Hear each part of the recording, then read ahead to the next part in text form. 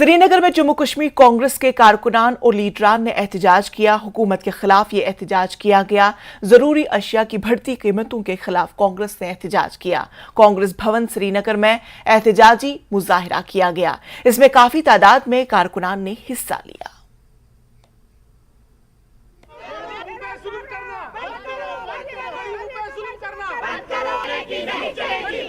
Protest इसलिए है कि जो मौजूदा हालात पूरे हिंदुस्तान में है, खासकर हमारे जम्मू कश्मीर में जो इस्तेसाल हुआ 5 अगस्त 2019 को एब्रिगेशन ऑफ आर्टिकल 370 जो उन्होंने हटाया, तब से आज तक मोर देन 36,000 यूथ्स जो बैरून रियासत और रियासत के जेलों में कैदोबंद के सोबतें झील रहे हैं।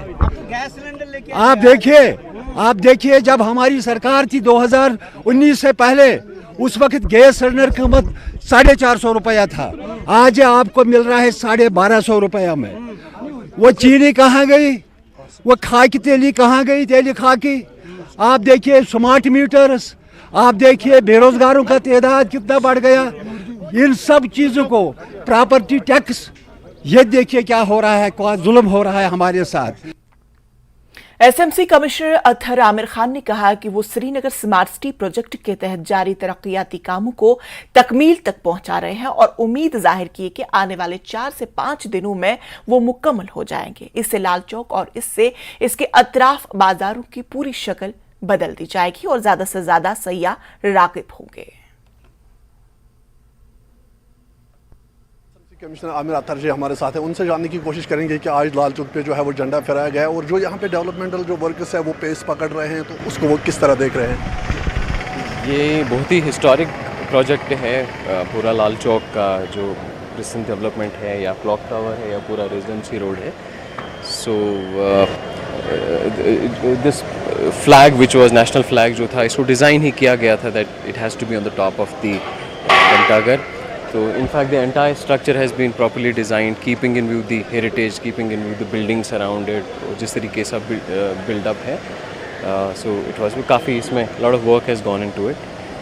इसी तरीके से जो बाकी हमारा लाल चौक का प्लाजा है, this is again almost complete। We are hopeful that in next maybe another 4-5 days we should be able to complete this। We are just giving finishing touches to it। There's a huge typograph coming on one side, there's a fountain which is coming on this side, there's an amphitheater being constructed on the other edge which actually defines the entire Lal Chowk Plaza. This is going to be a nice walking pedestrian space, probably one of the most iconic pedestrian spaces in the country.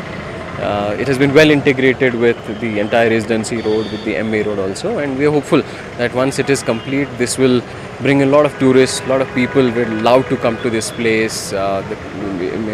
Maybe it brings in more commercial revenue to all the commercial establishments around. They have stood by us throughout, and I'm hopeful that this would be like what we have intended it to be, something that befits an iconic space as Lal Chowk.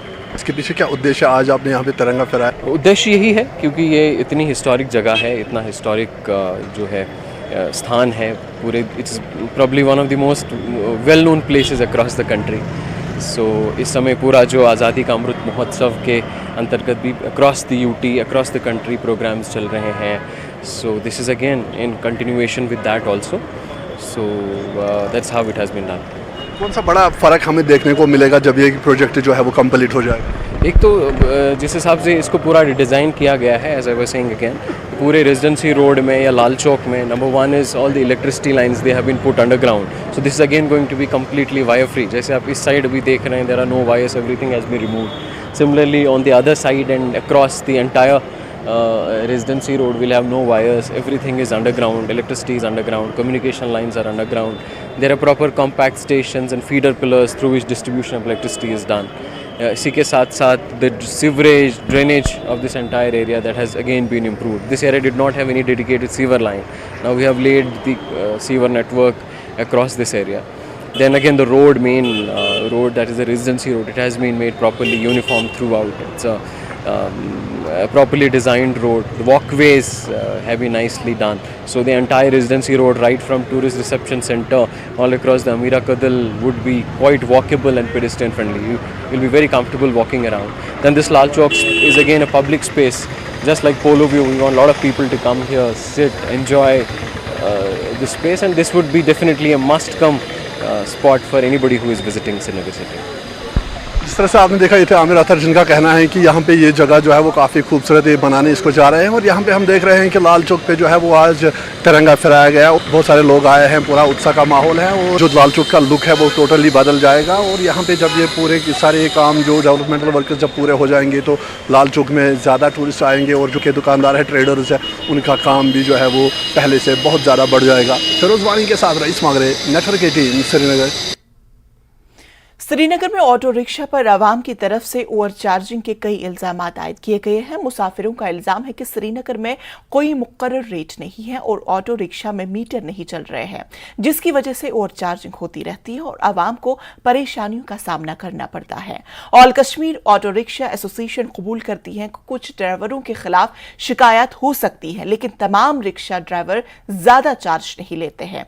All Kashmir auto rickshaw association के senior secretary Javed Ahmad का कहना है कि association over charging और दीगर मसाइल पर कानून नाफिज करने वाले इदारों के साथ काम करने के लिए मुकम्मल तौर पर तैयार है। उन्होंने रीजनल ट्रांसपोर्ट ऑफिसर से कहा कि वो ऑटो रिक्शा पर लगाए गए बहुत से टैक्स वापस ले और वो उतनी ही रकम वसूल करेंगे जितनी ई रिक्शा वाले करते हैं।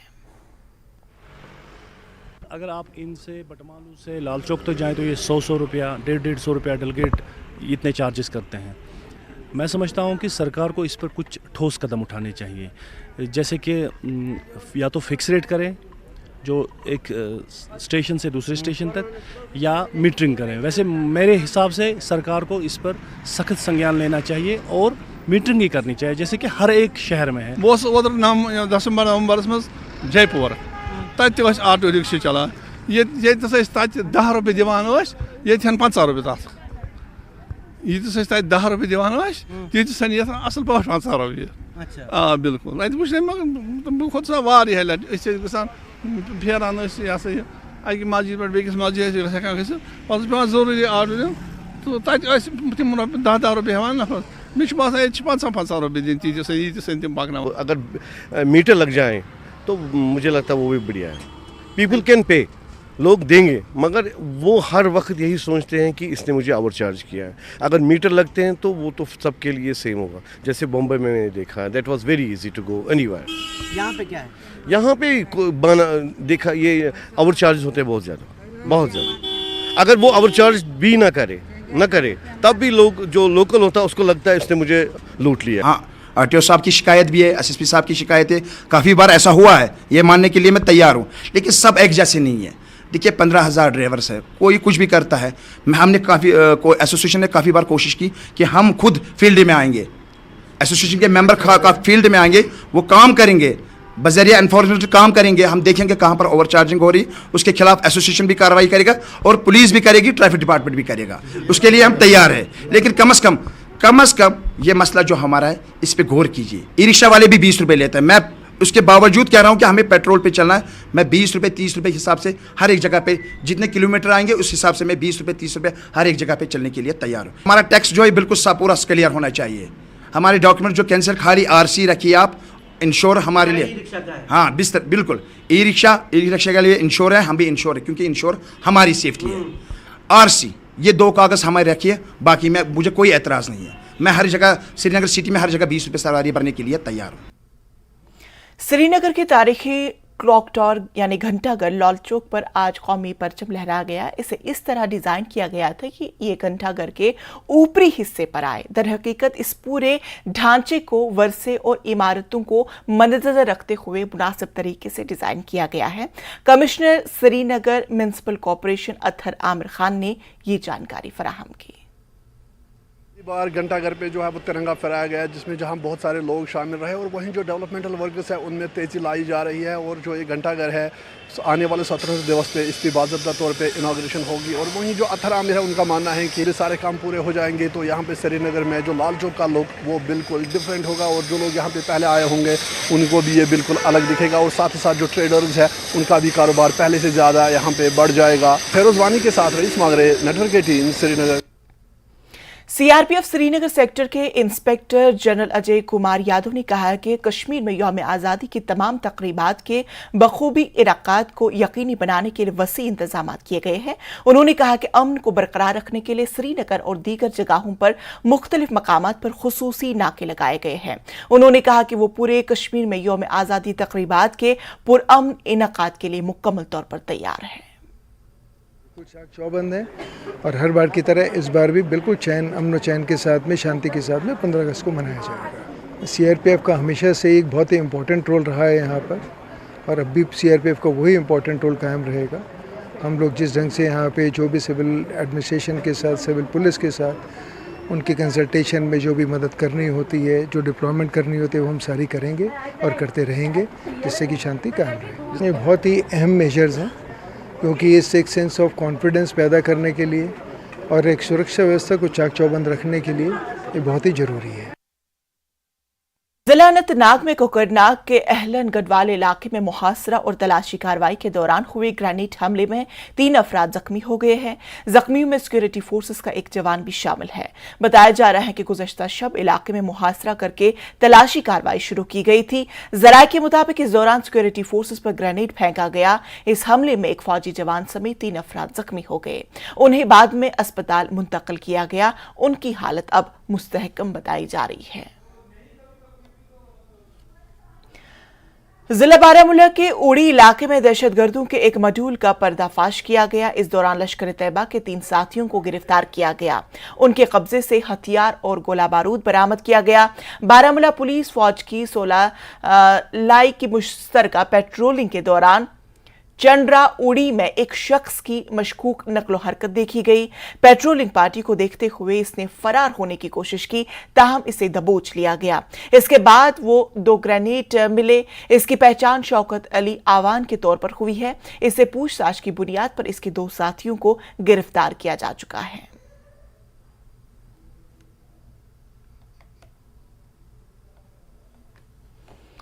श्रीनगर में सिक्योरिटी फोर्सेस को एक बड़ी कामयाबी मिली है। श्रीनगर में दहशतगर्दों के 2 साथियों को गिरफ्तार किया जा चुका है। बताया जा रहा है कि ये दोनों यौम आज़ादी की तकरीबात से कबल श्रीनगर में ग्रेनेड हमला करने का मंसूबा बना रहे थे ताकि अमन को दरहम बरहम किया जा सके। श्रीनगर पुलिस के मुताबिक जैश ए मोहम्मद के 2 साथी अरशद मुश्ताक साकिने बड़ी बाग पुलवामा और सुहेल मजीद साकिने मचपुंज पुलवामा को गिरफ्तार किया गया है। उनके कब्जे से 2 ग्रेनेड बरामद हुए हैं। इस सिलसिले में पुलिस स्टेशन परिमपुरा में केस दर्ज करके मजीद तफ्तीश शुरू कर दी गई है। वहीं बड़गाम में पुलिस ने दहशतगर्द तंजीम लश्कर तैयबा के 3 साथियों को गिरफ्तार किया गया। उनके कब्जे से काबिल एतराज मवाद बरामद किया गया है। पुलिस और दीगर सिक्योरिटी फोर्सेस ने यह कार्रवाई अंजाम दी। खानसवन इलाके में इन तीनों को गिरफ्तार किया गया है। उनकी पहचान गसीर अहमद डार, ताहिर अहमद डार, आकिब रशीद गनाई के तौर पर हुई। उनके कब्जे से एक चीनी हैंड ग्रेनेड, 2 मैगजीन, 57 कारआमद राउंड समेत मुजरिमाना मवाद बरामद किया गया। थाने खानसौवन में कानून के मुतल्लिका दिफात के तहत मुकदमा दर्ज करके तफ्तीश शुरू कर दी गई है।